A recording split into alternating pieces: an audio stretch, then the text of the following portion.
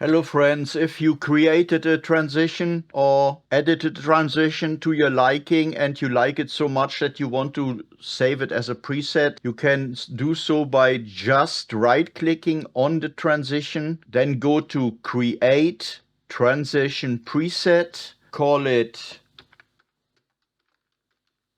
My Transition, for example. Oh, transition. And then OK. And the next time you are fishing for transitions, you can go here in your video transitions, scroll down, and then you will see that there are now is a category user defined, and here is your transition that you can then drop on it. You can then edit it even more and save it again under a different name, and then you have a even more enhanced transition. I hope you have fun with that. Thanks for watching again, and goodbye.